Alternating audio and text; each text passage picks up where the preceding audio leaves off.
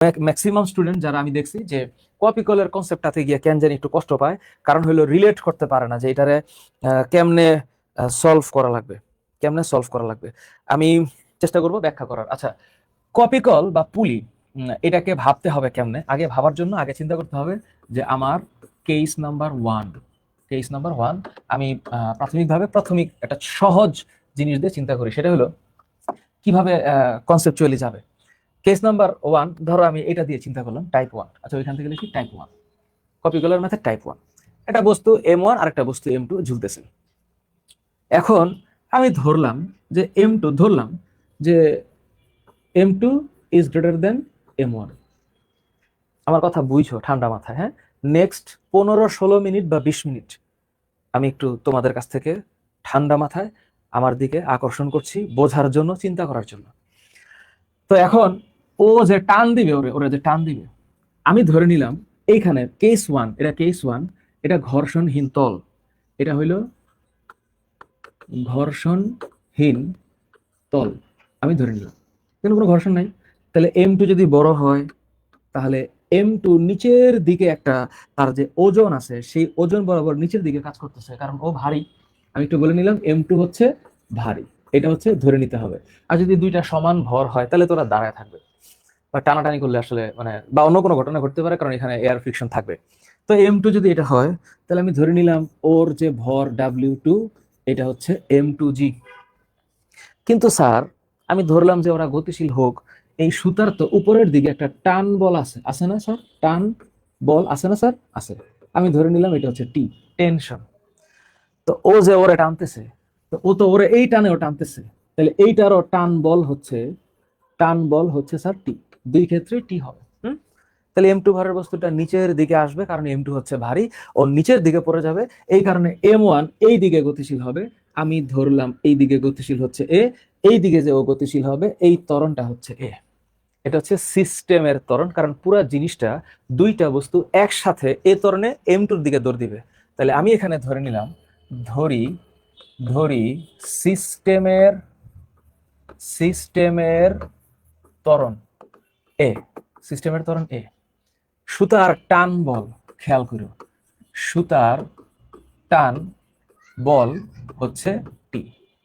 তো M2 বস্তুর ওজন M2G, আর M1 বস্তুটা এখানে যে ওজন সেইটা হচ্ছে M1G। কিন্তু এটা তো নিচের দিকে আসতে পারতেছে না, কারণ একটা তক্তার উপরে সে আছে।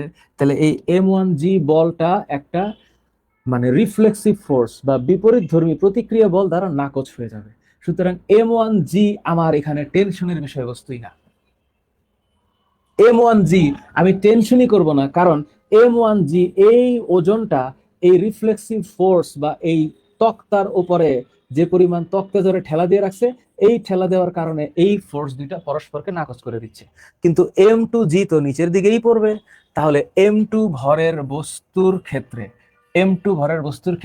M2G নিচের দিকে পড়বে, কিন্তু সুতা তো ওকে টাইনা উপরে ধরে রাখছে, সুতার বলটা হচ্ছে উপরের দিকে। তাহলে এই যে M2 ভরের বস্তুটার ওজন M2G যেটা নিচের দিকে কাজ করতেছে, উপরের দিকের টান বল টি, তাহলে কোনটা জয়ী হবে? M2G জয়ী হবে। তাহলে M2 ভরের বস্তুটার ওজন যেটা নিচের দিকে পড়তেছে টি বলের বিপরীত ক্রমে, তাহলে M2 ভরের বস্তুর ত্বরণ হবে এটা। এই হচ্ছে F equals to MA, F equals to MA। তাহলে M1 ভরের যে বস্তুটা, এই বস্তুটার ওজন নিয়ে আমার টেনশন নাই, ওকে টান দিবে কে? টি। টি এই দিকে টান দিবে, টি যখন টান দিবে এই বস্তুটা M1 বস্তুটা এ ত্বরণের সামনে যাবে, কারণ সুতা দুইটাকে ধরে রাখছে। সুতা যদি দুইটাকে ধরে রাখে, M2 যেভাবে পড়বে M1 তাকে ওই ত্বরণে নিয়েই পড়বে। তাহলে এইটা হবে T ইকুয়ালস টু M1A। খুব খেয়াল। তাহলে আমি এখানে টি এর একটা মান পাইলাম। তাহলে আমি যদি এখন এটাকে একটা সমীকরণ বলি যে এটা 1 নম্বর সমীকরণ, আর এখানে যদি বলি এটা 2 নম্বর সমীকরণ, তাহলে 2 নং সমীকরণে টি এর মান 1 নং সমীকরণে বসাই। তাহলে এই টি এর মানটাকে আমি সেলফ এখানে বসাই দিই। তাহলে চেহারাটা কি দাঁড়াচ্ছে যে M2G minus M1A equals to M2A। লাইনটা কি হবে? টি এর মান টি এর মান টি এর মান 1 নং সমীকরণে বসিয়ে 1 নং সমীকরণে বসিয়ে 1 নং সমীকরণে বসিয়ে ঠান্ডা মাথায় ভাবো। তাহলে আমি যদি বলি স্যার আমি এখান থেকে জানি না কি, আমি এ জানি না, তাহলে M1A-টাকে ওই পাশে নিলে প্লাস হয়ে যাবে, আর M2G-টাকে এই পাশে রাখলাম। তাহলে তুমি একটু ভাবো, তাহলে M1A-টাকে ওই পাশে নিয়ে M2A-টাকে পাশে রেখে দিলাম। আমি শুধু জানি না হলো এ। তাহলে আমি যদি এখন দুইটার ক্ষেত্রে ধরো এটাকে কমন নেই, M1 প্লাস M2 এই পাশে নিয়ে আসলাম, তাহলে এইটা হইল M2G। তাহলে ঘটনাটা কি দাঁড়াচ্ছে? ঘটনাটা দাঁড়াচ্ছে এই এর মান হবে simply M2G divided by M1 plus M2। এইটা হইলো প্রথম একটা সমীকরণ, যেটার দিকে তাকাইয়া তুমি সিম্পলি এর মান বাইর করতে পারবা। তাইলে ও যেই ত্বরণের সামনে যাবে ও সেই ত্বরণের নিচে আসবে। সুতা তো একটাই, তাহলে সুতার টান তো সেম হবে। বুঝতে পারছি? এটা হচ্ছে প্রথম সমীকরণ, কেস 1 বা টাইপ 1। তাহলে টাইপ 1-এ সিস্টেমের ত্বরণ ধরলাম এ আর সুতার টান বল টি। এখন যদি স্যার ধরলাম স্যার এই ম্যাথটাই আমি করব এবং আমি এখন টাইপ 2-তে ঘর্ষণ দিব। আমি বললাম যে আগেরটা আগেরটা কি ছিল? ঘর্ষণহীন তল ছিল, আমি মাইনা নিলাম। কিন্তু স্যার এখন আমি চাই এটা হচ্ছে ঘর্ষণ যুক্ত তলে চিন্তা করতে। ঘর্ষণ যুক্ত তল, সেটা কত? সেটা মানে ঘর্ষণ যুক্ত তল থাকবে। তা আমি ধরে নিলাম যে এইখানে ঘর্ষণ যুক্ত তলে ও দৌড়াচ্ছে, ঘর্ষণ যুক্ত তলে, এবং ঘর্ষণ গুণাঙ্কের মান ধরলাম 0.3 দেওয়া আছে। ঘর্ষণ গুণাঙ্ক কি স্যার? ঘর্ষণ গুণাঙ্ক হচ্ছে এই যে ঘর্ষণ বল, এটা রিফ্লেক্সিভ ফোর্সের সমানুপাতিক। তো এফ ইজ ইকুয়ালস টু ঘর্ষণ গুণাঙ্ক একটা সমানুপাতিক ধ্রুবক। তার মানে মিউ এর মান হচ্ছে ফ্রিকশন ফোর্স ডিভাইডেড বাই আর, অথবা তুমি বলতে পারো ওই বস্তুর আর মানে ওজন, তার মানে frictional force divided by M G. তাহলে ওইখানে মিউ দেওয়া আছে, ঘর্ষণ বল, ঘর্ষণ বল F equals to mu mu M G. যদি এটা এফ এস হয় এটা মিউ এস হবে, আর যদি এটা এফ কে হয় তাহলে মিউ কে হবে। এখন স্যার বলেন খেলাটা কি হবে? এটা কয় কেজি? 30 কেজি। এটা কয় কেজি? 10 কেজি। আমি ধরে নিলাম এইটা হচ্ছে M2, এইটা হচ্ছে M1। ওর টান নিচের দিকে পড়তেছে, কিন্তু টানে ধরে রাখছে এই দিকে, আর ওর টান হচ্ছে এই দিকে। এখন ও এই দিকে ত্বরণ হবে আর ওর এই দিকে ত্বরণ হবে, এই দিকে ত্বরণ হবে। এই ত্বরণটা এ, এই ত্বরণটাও এ। কিন্তু এখন তো স্যার ঘর্ষণ আছে। ওকে ফাইন, তাহলে কি হবে? ধরি ধরি সিস্টেমের সিস্টেমের ত্বরণ হইল এ। ওকে, সিস্টেমের ত্বরণ এ। এখন ঘর্ষণ গুণাঙ্কের মান দেওয়া আছে, ঘর্ষণ গুণাঙ্কের মান দেওয়া আছে 0.2, এটা হচ্ছে মিউর মান। এখন স্যার গতিশীল তো হবেই, কারণ এটা 10 KG which is less than 30 KG.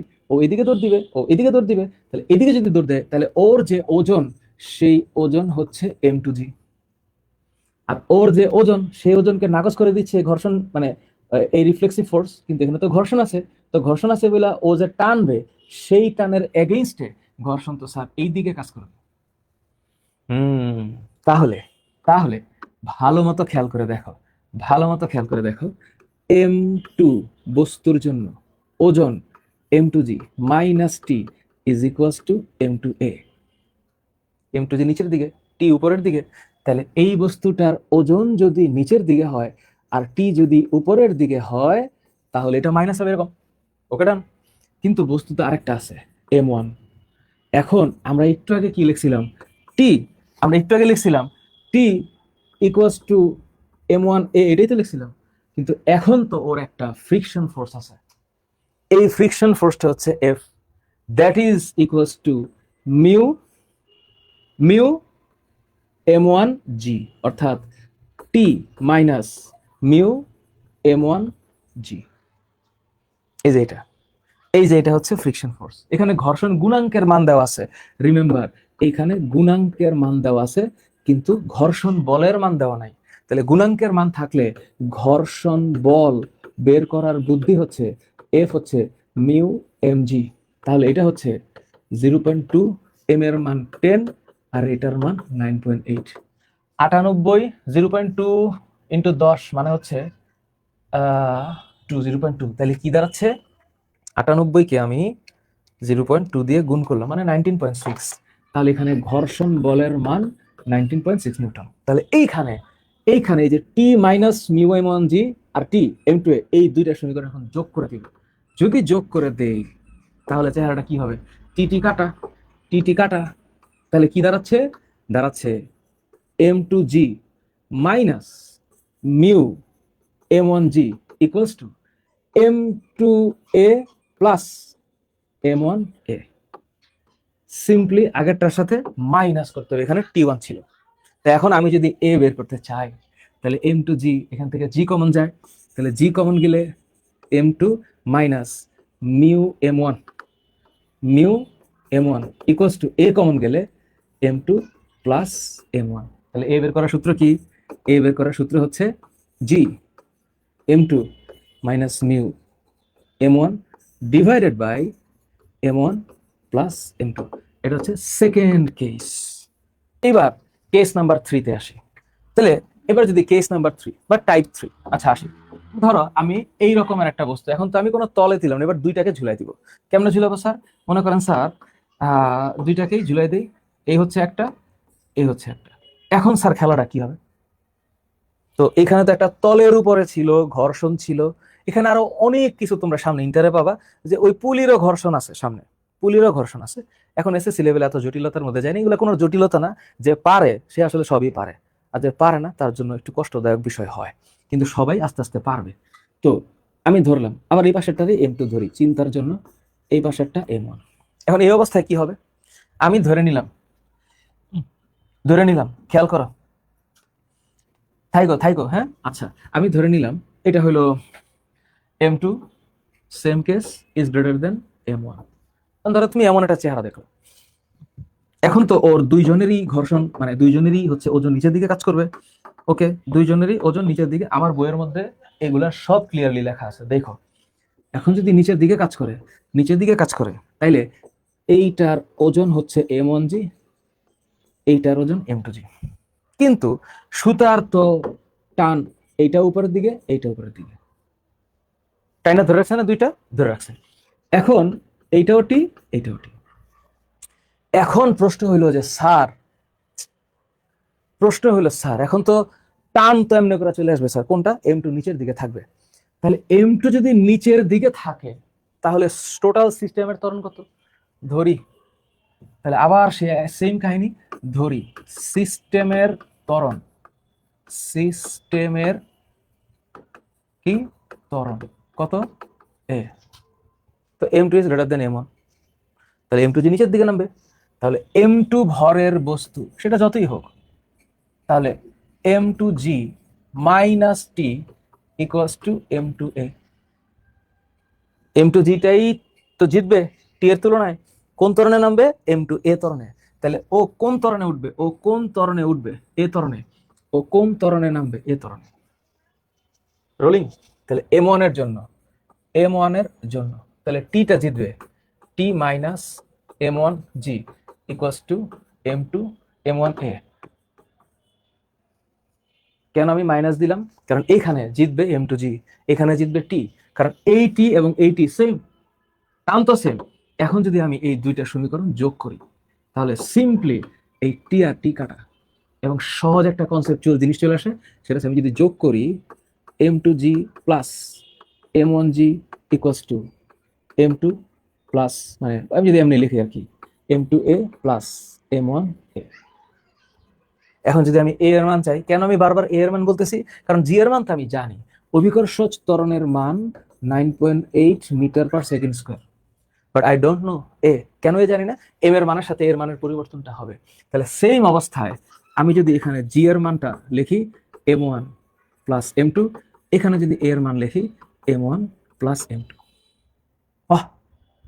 ওটা তো মাইনাস হবে, দেখছো দুষ্ট কোকিল, এটা মাইনাস, তাহলে এটা মাইনাস, এই জন্য তো কাটাকাটি যাচ্ছে। তাহলে M one plus m two, তাহলে এইখানে এর মান হচ্ছে g m one minus m two divided by m one plus m two. এটা হচ্ছে আরেকটা সমীকরণ, সূত্র আর কি, সমীকরণ বলতে সূত্র, এর মান বের করার।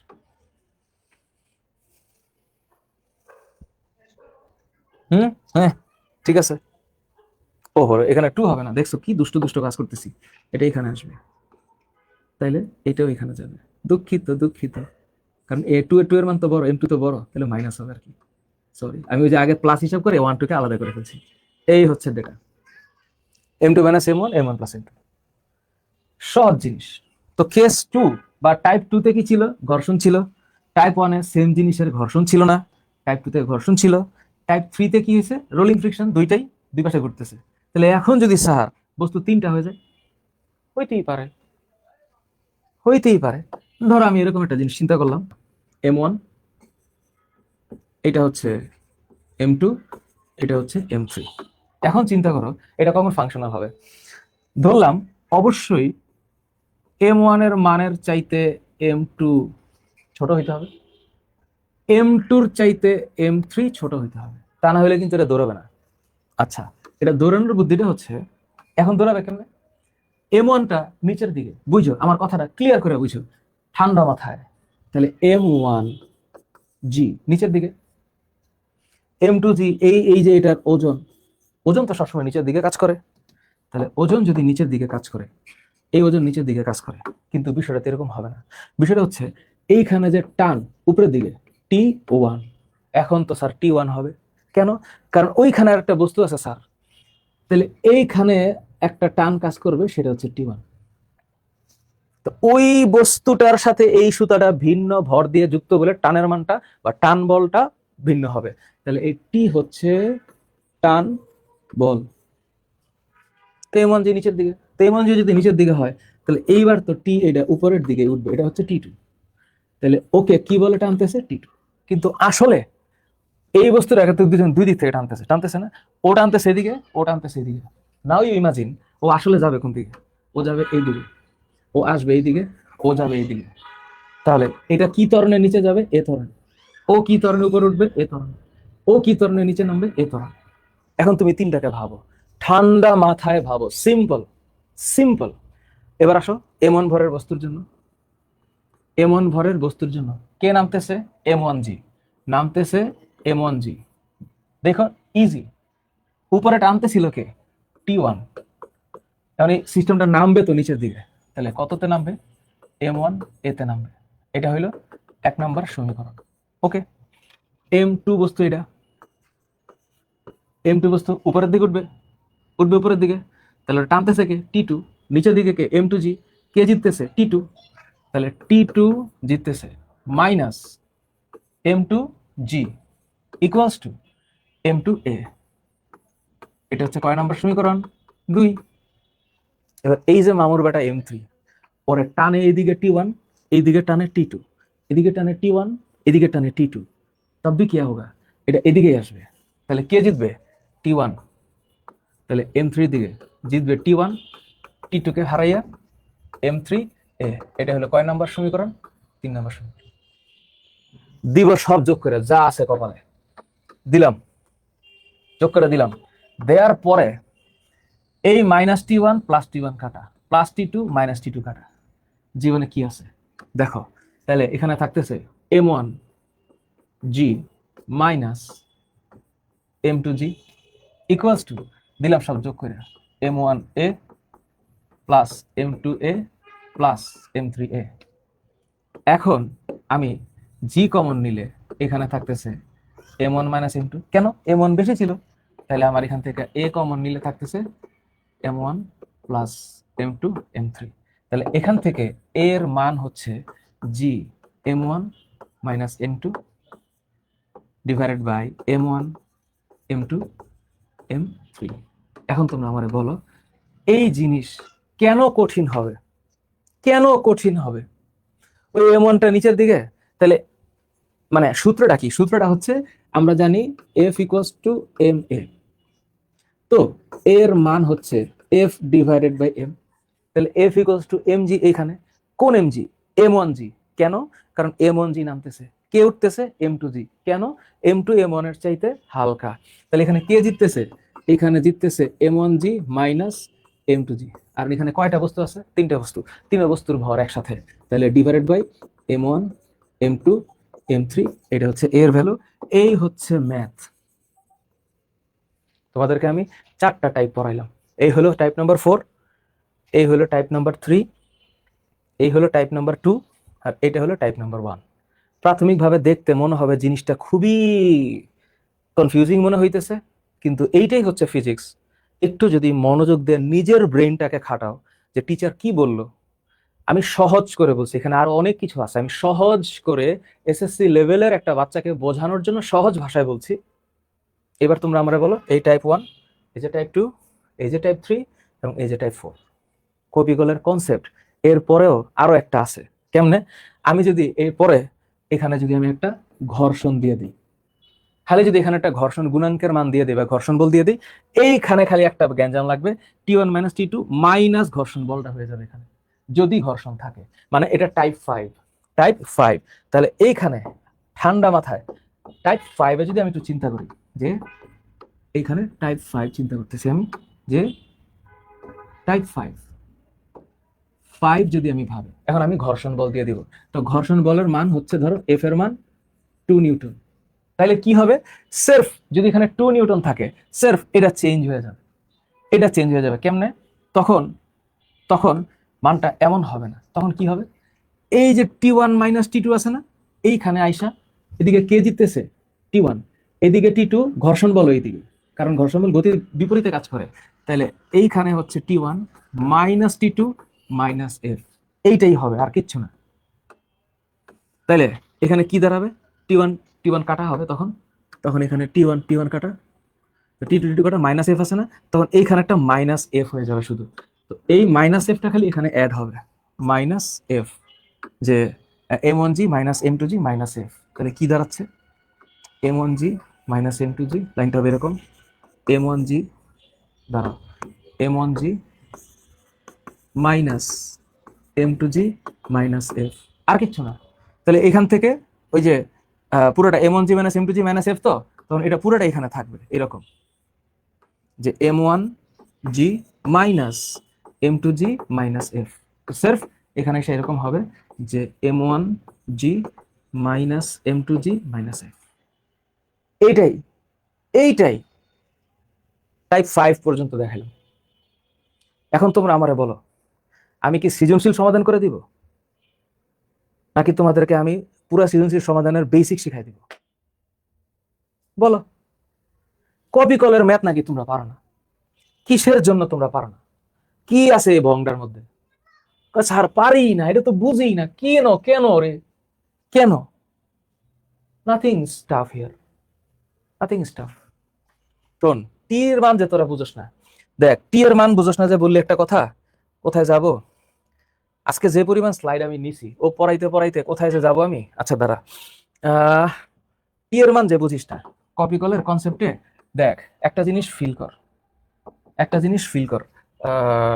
মনে কর যে রোলিং ফ্রিকশনে, রোলিং ফ্রিকশনটা হচ্ছে এইরকম, রোলিং ফ্রিকশনে এইরকম, তো এই দড়িটা দিয়া, এই দড়িটা দিয়ে এইখানে, এই দড়িটা দিয়ে এইখানে। এখন তুই মনে কর যে এখানে যে বস্তুটা বানলি আর এইখানে যে বস্তুটা বানলি, এই মামুর বেটা তো একই সুতা দিয়ে আটকানো। তো একই সুতা দিয়ে যদি আটকানো হয়, এই জিনিসটা একদম ওপর ওপর আপ ডাউন করবে, এখানে কোনো মাঝখানে আর কেউ নাই, কারণ এটা তো রোলিং ফ্রিকশন, এটা শুধু ঘুরতেছে। তো এখানে যদি M1 ভর আর এখানে যদি M2 ভর হয়, তাহলে এইটার টিও উপরের দিকে, এইটার টিও উপরের দিকে, তখন টি একটাই হবে। But if if the thing happen like this, যে এখানে তিনটা অবজেক্ট আছে, এখানে তিনটা অবজেক্ট আছে, অবজেক্ট তিনটা আছে, টান দিলাম, আরে অবজেক্ট তিনটা আছে বুঝিস তো, তিনটা অবজেক্ট হচ্ছে, এখানে একটা, এখানে একটা, ওইখানে একটা। মানে আমি বললাম যে এইখানে একটা গোল্লা, এই একটা, তারপরে হইলো এই একটা। এখন তুই চিন্তা করে দেখ, তুই বলতেছিস কি প্রাচুর্য, দেখ এইটা হইলো M1, অবশ্য তোর প্রবলেম হয় না, বাকিদের হয়, না হইতে পারে M3, তিনটা বস্তু। এখন ওর টান আর ওর টান তো এক নাও হইতে পারে, তখন যদি ডিফারেন্ট আরেকটা বস্তু থেকে দুই দিকে চলে যায়, তখন এই টান হবে T1, এই টান হবে T2, what ever the thing is, দুইটা দুই দিকে যাবে। কিন্তু এখানে জিতবে কে, যার ভর বেশি। এখন আমি যদি বলি M2 এর ভর বেশি, তাইলে M2G নিচে নামবে, M1G তো নিচেই কাজ করতেছে, এই T1টা উপরের দিকে উঠবে, আর এই T2টা নিচের দিকে আসবে। তাহলে ওর ক্ষেত্রে কি হবে, ওর ক্ষেত্রে হবে M2G - T2 = M2A। ওর ক্ষেত্রে কি হবে, ওর ক্ষেত্রে হবে T1 - M1G সমান M1 এ, তাহলে ওর ক্ষেত্রে কি হবে? ওর ক্ষেত্রে হবে T2 minus T1 equals to M3A। এইটাই হলো বিষয়। শেষ শেষ। এখন তুমি বলো এই চ্যাপ্টারে কপি কলের কোন ম্যাথ তুমি পারবা না? এবার তুমি বোর্ড, ক্যাডেট কলেজ খুইজা অঙ্ক বাইর করো। টি এর ভ্যালু কেমনে বাইর করবা? এটা কোনো বিষয় হইলো? তুমি টি এর ভ্যালু বাইর করবা হইলো, তুমি জিজ্ঞেস করলা টি এর ভ্যালু, এই যে তোমার এখান থেকে এ বাইর হবে না, এ, তুমি তো এ বাইর করবা, তুমি সিস্টেমের ত্বরণ তো জানো না। তাহলে সিস্টেমের ত্বরণ,